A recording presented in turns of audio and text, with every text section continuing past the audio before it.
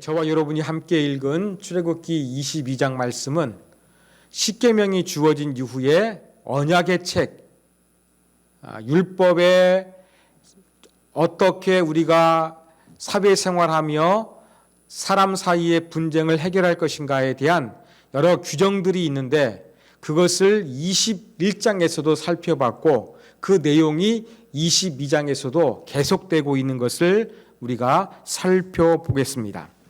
자, 1절에서 16절까지는 배상에 관한 그러한 법입니다. 자, 1절에서 4절까지는 이 도둑질과 관련된 배상 규정입니다. 자, 소나 양을 도둑질했어요.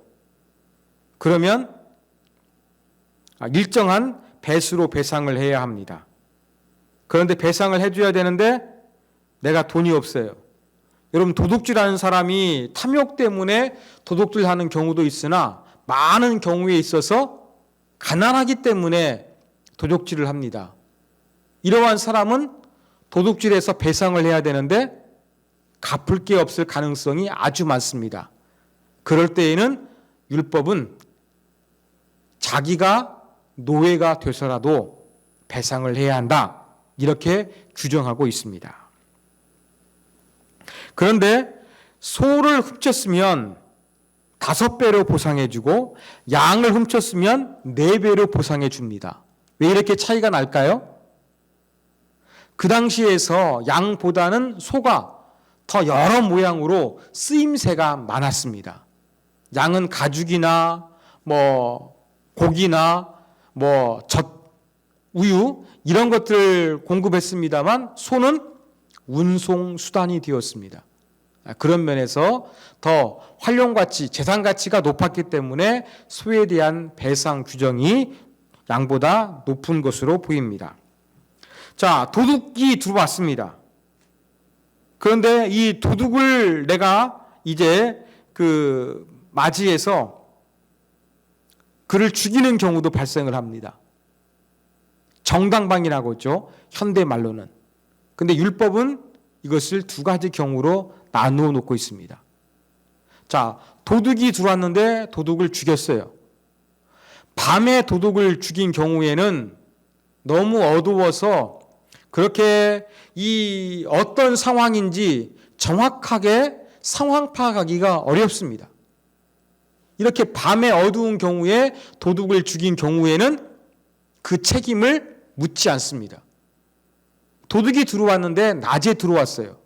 그를 죽였다고 한다 그러면 여기에는 형벌을 받습니다.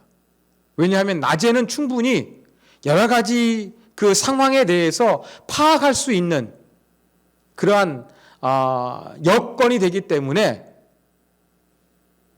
도둑을 죽였을 때에는 처벌을 피할 수가 없는 것입니다. 그런데 이 도둑이 잡혔어요. 그러면 도둑은 어떻게 해야 되느냐? 또 배상을 해줘야 됐습니다. 도둑이 도둑질 하려다가 미수에 그쳤습니다.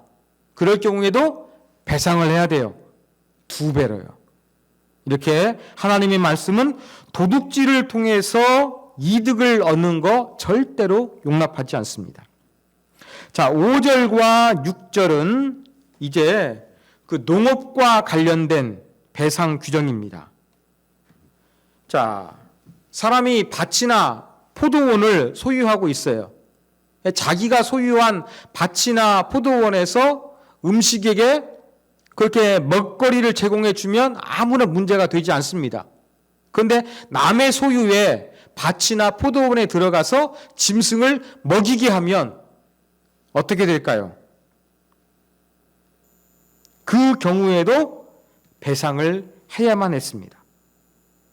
그리고 내가 불을 피웠어요. 그런데 이 불을 피웠다가 다른 사람의 재산상에 손해를 끼치게 되는 거예요. 내가 불을 피웠는데 남의 밭을 태우거나 포도원을 다 태워버렸어요. 그럴 때에는 역시 배상을 해야만 했습니다. 남의 재산을 침범한 경우, 그리고 부주의로서 남의 재산에 손해를 끼친 경우, 이럴 때에도 무죄가 되는 것이 아니라 배상을 해야만 했습니다. 자, 7절부터 9절까지는 이 보관했던 물건을 잃어버리거나 분실했을 때 배상 규정을 언급하고 있습니다. 자, 돈이나 물건을 이웃에게 맡기는 경우, 짐승을 맡기는 경우와 구별해서 율법은 언급하고 있습니다.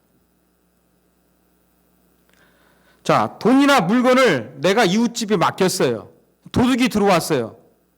도둑이 살아있으면 아까 말씀드린 대로 도둑이 2배 배상해 주면 되는 거예요. 도둑이 죽었어요. 도둑이 달아났어요. 몰라요. 이럴 때는 원주인은 재산을 잃어버렸잖아요.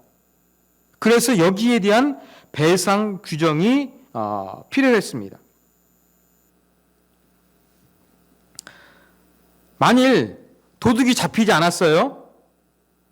그러면 그 위탁을 받은 사람은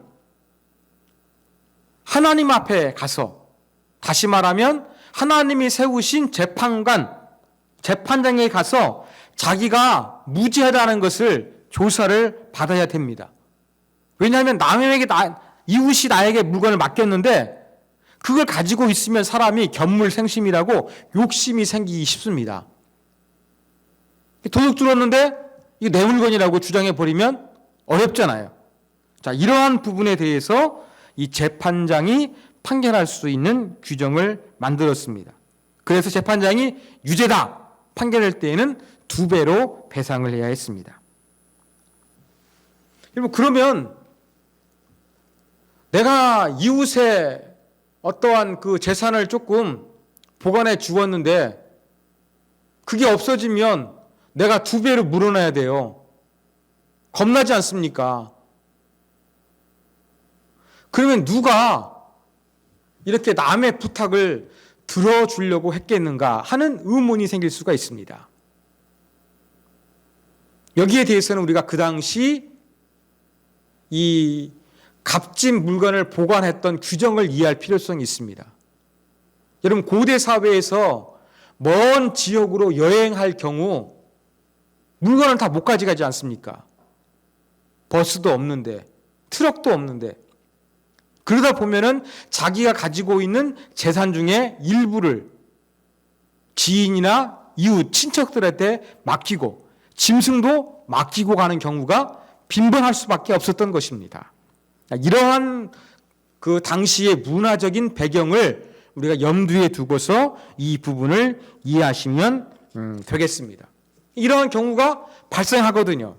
그럴 때 물건이 도둑 맞았을 때 이 배상 규정을 언급하고 있다. 그렇게 이해하시면 되겠습니다. 자, 10절부터 15절까지는 이제 짐승을 맡겼을 때의 배상입니다.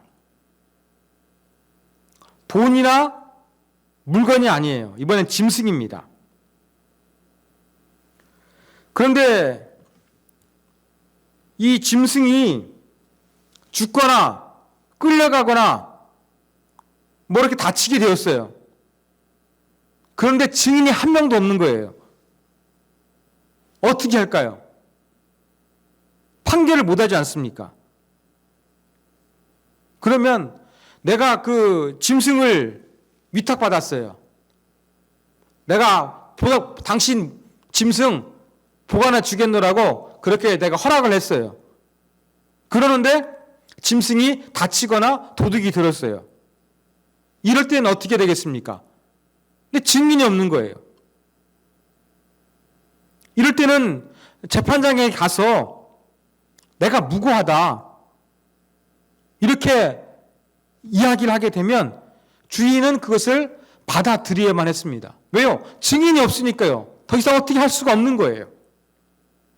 양심에 맡길 수밖에 없는 것이죠. 그런데 내가 짐승을 빌렸는데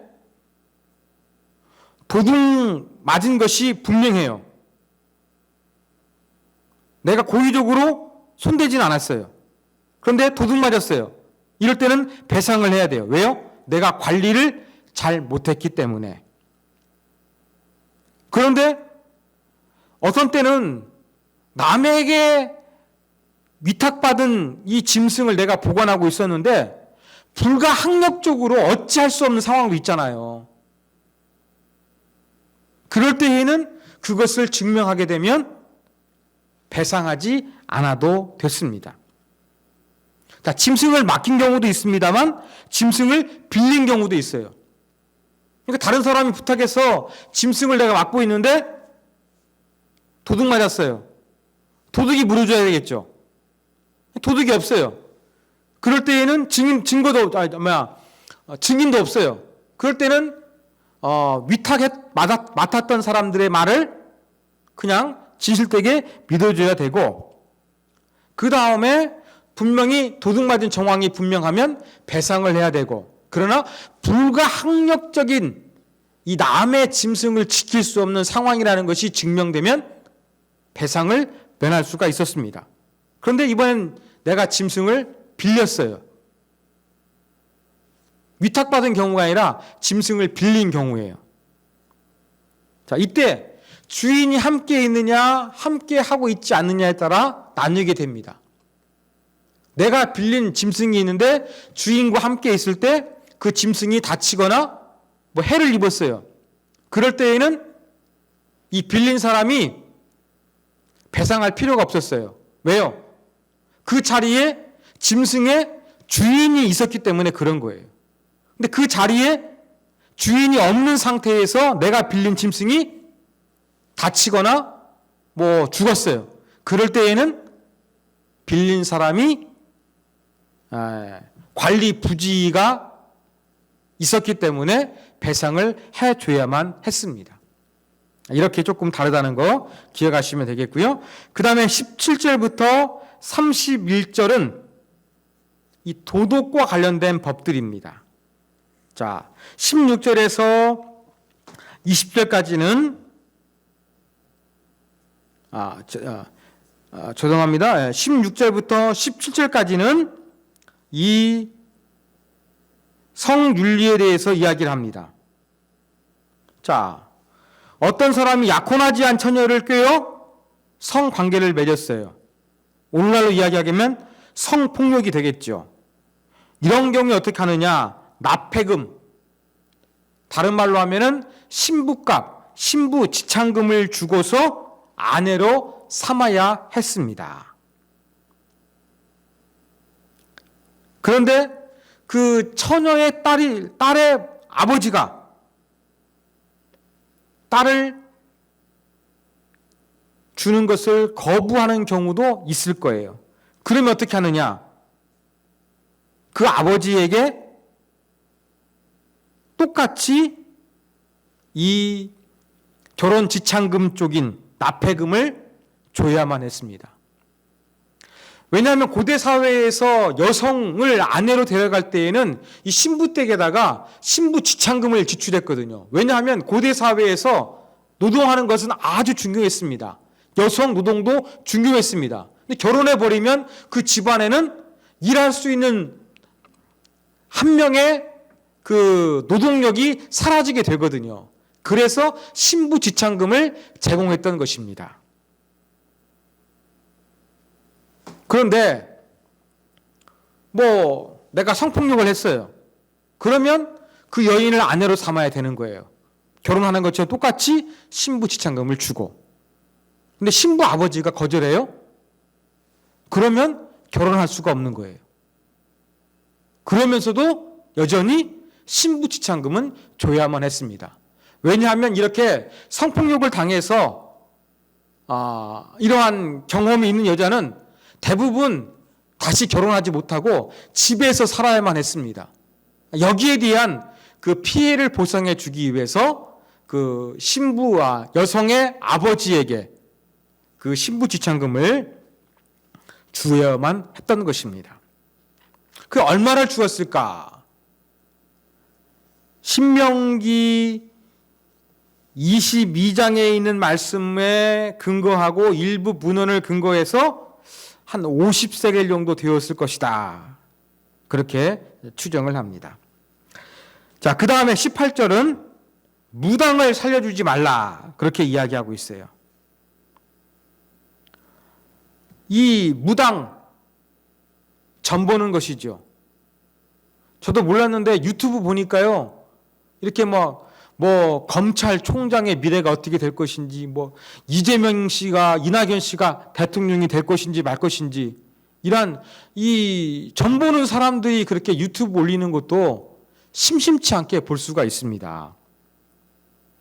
고대 사회는 더 했겠지요. 그런데 이렇게 점을 보는 것은 이 여러 신들을 섬기는 고대 종교에서 아주 흔한 행위였어요. 그래서 이 점을 보는 여인, 어떤 악한 능력을 빌려서 어떠한 지식이나 어떠한 미래의 일들을 알아내는 여자, 이러한 여자는 용납될 수가 없었습니다. 그래서 죽여야만 했습니다. 그 다음에 19절에는 짐승과 행음하는 자를 반드시 죽일지니라 이렇게 언급하고 있어요. 여러분, 짐승하고 성행위를 하는 거, 이게 언급되어 있다는 게 특이하지 않습니까? 이런 걸 볼 때에 예나 지금이나 타락한 인간이 이 성적인 욕망을 아주 잘못되게 사용하는 경우가 여전히 많은가 봅니다. 옛날이나 지금이나. 그래서 이러한 규정이 있는 거예요. 여러분, 이 하나님께서 남자와 여자가 한 몸을 이루게 하셨어요. 그 안에서 성관계가 이루어져야 되는 것이 하나님의 창조의 질서예요. 이것을 무시하고 인간이 짐승하고 성교하는 것, 이것은 결코 있을 수 없는 일이었습니다. 사형에 해당되는 것이었습니다. 그 다음 20절, 여호와 외에 다른 신에게 제사 드리는 자를 멸할지니라 이렇게 이야기합니다. 사형에 처해야 될 세 가지 그 케이스를 이야기하고 있는 거예요.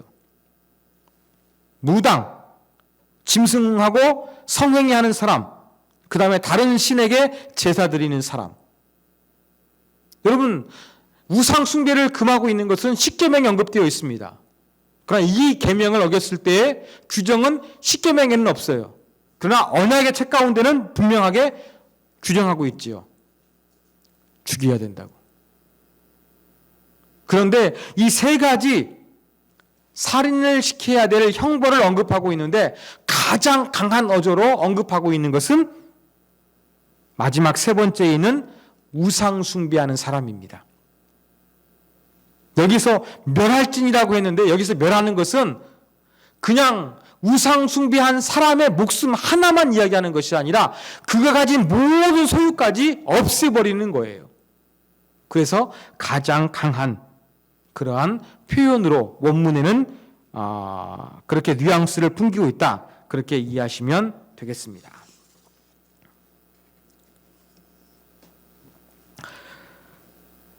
그 다음에 이 짐승과 성관계 하는 때 제가 조금 더 보충 설명을 하겠습니다. 여러분, 짐승과 성관계 하는 것은 고대 근동의 법전들에서도 발견이 돼요. 그런데 짐승과 성관계를 하는 것을 금한 법은 헷 족속의 법이 유일합니다. 짐승과 성행위를 하게 되면 사형에 처하도록 규정하고 있어요. 그런데 예외 규정이 있었어요. 말이나 당나귀하고 성행위하는 것은 범죄가 아니라고 하고 있는 거예요. 그런데 성경은 모든 짐승과의 성교를 금하고 있는 것이 다르다. 그렇게 여러분 기억하시면 되겠습니다. 자, 21절부터 24절까지는 사회적인 약자에 대한 규정을 말씀하고 있습니다. 여러분, 이스라엘 사회에는 3대 사회 약자가 있었습니다. 나그네, 고아, 과부. 이렇게 3대 약자입니다. 나그네를 가장 먼저 언급하고 가장 자세하게 언급하고 있습니다. 왜 나그네에게 잘해줘야 될까요? 그 근거는 바로 이스라엘의 과거 속에서 찾을 수 있습니다. 이스라엘의 과거의 뿌리가 그들도 나그네로 살았기 때문에 그렇습니다. 여러분 잘 아시는 것처럼 출애굽 이전에 430년 동안 이집트에서 나그네로 살았거든요. 과거에 나그네 되었던 것을 기억하면서 복수하는 것이 아니라 나그네를 잘 대해주라. 하나님이 그렇게 말씀하신 것입니다. 그리고 이제 과부나 고아 이러한 사람도 잘 대해주라는 것입니다. 여기에서 24절에 보면 나의 노가 맹렬함으로 내가 칼로 너희를 죽이리니 그렇게 이야기하고 있어요.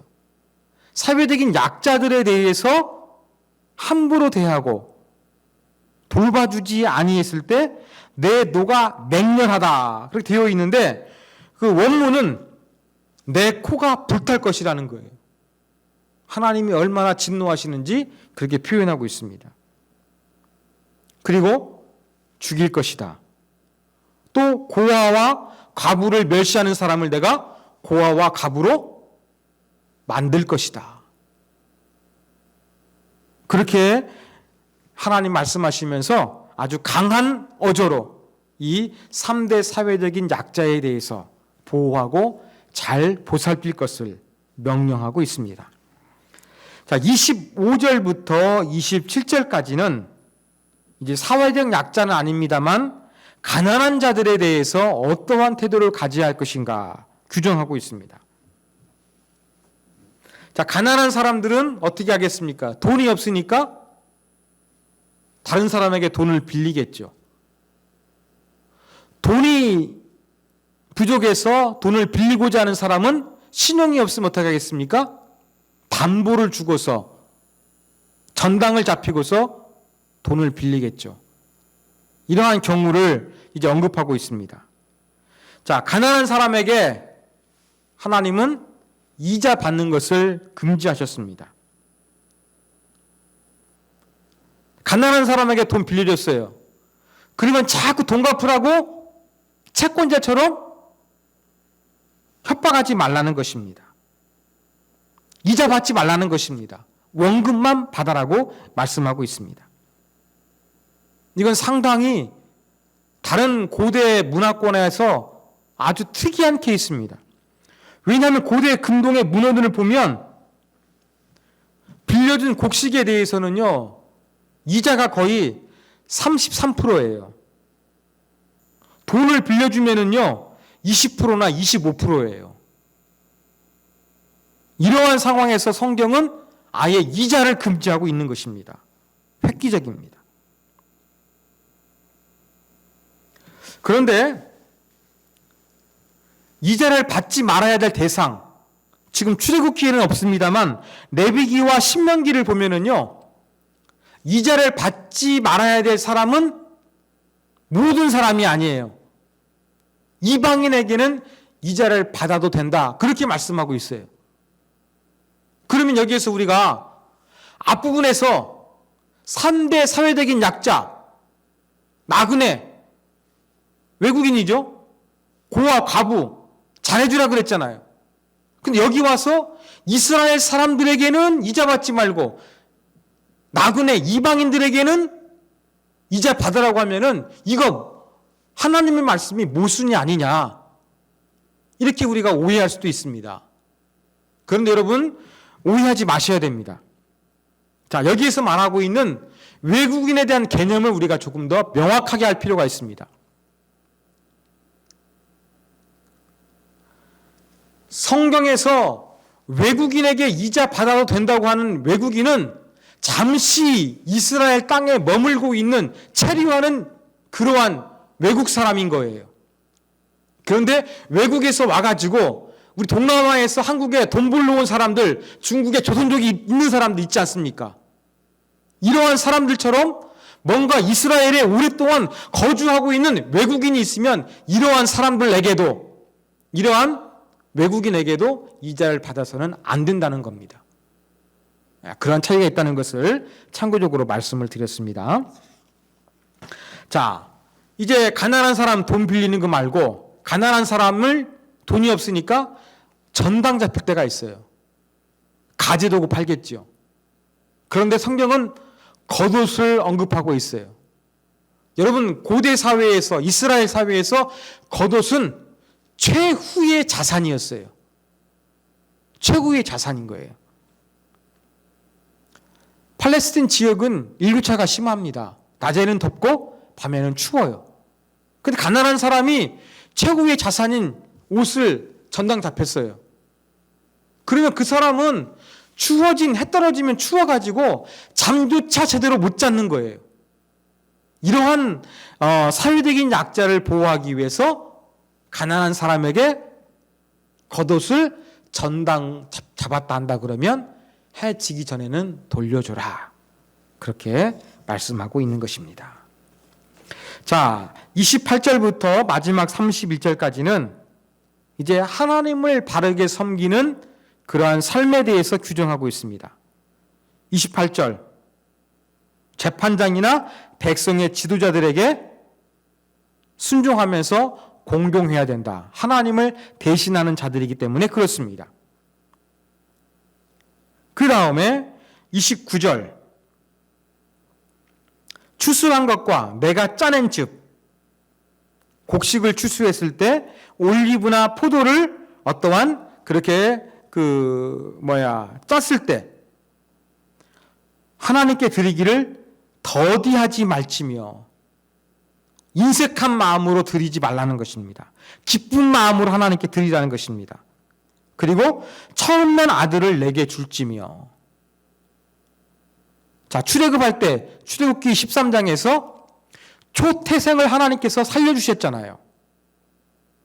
거기에 기인하고 있는 것입니다. 그때 하나님께서 처음 난 것은 내 것이다 그랬거든요. 그것과 연관져서 이 첫 아들을 하나님의 소유로 바치라고 이야기하고 있습니다. 그 다음에 30절, 소와 양도 초태생은 바쳐야 되는 거였어요. 그런데 태어나자마자 바치는 것이 아니라 7일 동안은 어미와 함께 있으라. 그 이유를 아마 하나님께서 창조하시고 안식하신 그 7일과 연관이 있는 것으로 보입니다. 그리고 31절, 하나님의 백성은 거룩하게 살아야 되는데 이 거룩함을 위해서 이 짐승에게 찢긴 동물의 고기는 먹지 말라. 그것은 개에게 던져라. 그렇게 말씀하고 있습니다. 자, 이러한 여러 가지 이스라엘 백성들 사이에서 일어나고 있는 배상 규정들, 가난한 사람들, 그 다음에 사회적인 약자, 하나님에 대해서 어떠한 자세를 가져야 되는지 다양한 규정들을 우리가 살펴봤습니다. 자, 이를 통해서 배울 수 있는 교훈점 몇 가지 살펴봅니다. 첫 번째 교훈입니다. 여러분, 우리는 힘들고 어려운 시절을 기억하며 자비로운 사람이 되어야 합니다. 자, 이스라엘 백성들이 나그네에게 잘해줘야 될 이유가 무엇이었습니까? 그 근거를 하나님께서는 이스라엘 너희도 나그네가 되었기 때문이다. 그렇게 말씀하고 있는 거예요. 아까 말씀드린 대로 이집트에서 430년 동안 노예로, 나그네로, 외국인으로 압제를 받으며 살았거든요. 그런데 그 당시뿐만이 아니었습니다. 하나님과 약속을 체결했던 아브라함, 고향 땅 떠나가지고 나그네로 살았습니다.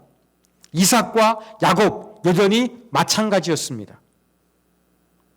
자, 이렇게 이 이스라엘의 역사를 돌아보면 나그네로서 지냈던 것들이 너무나 많거든요. 서름도 당했고 아픔도 당했습니다. 압제도 당했습니다. 그런 것들을 기억하면서 다른 힘들고 어려운 사람들, 이 나그네 도와주어라. 그렇게 규정하고 있습니다. 이 원리를 우리가 그대로 적용해서 우리도 힘들고 어려웠던 나의 시절을 생각하면서 힘들고 어려운 사람들을 보호하고 배려하고 사랑하고 관심을 갖는 그러한 삶을 살 것이 우리에게 요청되고 있는 것입니다. 개구리가 올챙이 시절 생각하지 못한다는 그러한 말이 있는데, 우리 그리스도의 삶이 이렇게 힘들고 어려운 시절, 그때를 기억하지 못하는 강박한 모습으로 살아가서는 안 된다는 것을 저와 여러분이 기억했으면 좋겠습니다. 내가 힘들고 어렵게 살았다고 한다면 그 서름, 그 고통, 그 아픔을 내가 알기 때문에 다른 사람들을 따사로이 위로하고 너그럽게 대하는 그러한 태도를 가져야 할 것입니다. 자, 두 번째 교훈입니다. 우리는 다문화 사회로 변하는 이 대한민국 사회 속에서 이주민들, 다문화 가정에 대한 따스한 시각을 가져야 되겠습니다. 여러분, 우리는 그냥 대한민국 이 단일 민족으로 알고 있습니다. 일반적으로는. 그런데 이 세계화의 추세 속에서 국제 결혼도 많아지고 한국에 취업한 사람도 많아지고 또 돈 벌러 동남아나 조선, 중국에서 넘어온 사람뿐만 아니라 또 북한에서 탈북한 사람도 우리 사회에 많이 있습니다. 그리고 결혼 때문에 이주한 외국인 여성들도 많이 있습니다. 이들이 사회적인 약체지 않습니까? 이러한 자들을 향해서 우리가 따뜻한 시각, 따뜻한 사랑의 손길이 필요합니다. 또 이 국제 결혼을 통해 가지고 다문화 가정의 아이들이 있습니다. 많아졌습니다. 이러한 사람들에 대해서도 우리가 차별하고 무시하고 싸늘한 시선으로 대하는 것이 아니라 따스하게 맞아주는 그러한 자세가 필요한 것 같습니다. 그래서 우리 똑같은 대한민국 사람, 똑같은 하나님의 형상을 가진 사람으로서 여러분, 탈북한 사람이든지 조선족이든지 동남아 근로자들인지 다문화 가정의 아이들이든지 관계없이 똑같이 하나님의 형상을 가진 고귀한 인격체로서 우리가 그들을 바라보는 시각이 이 시대 가운데 필요하다는 것을 우리가 적용으로 삼았으면 좋겠습니다. 자, 마지막 세 번째 교훈입니다.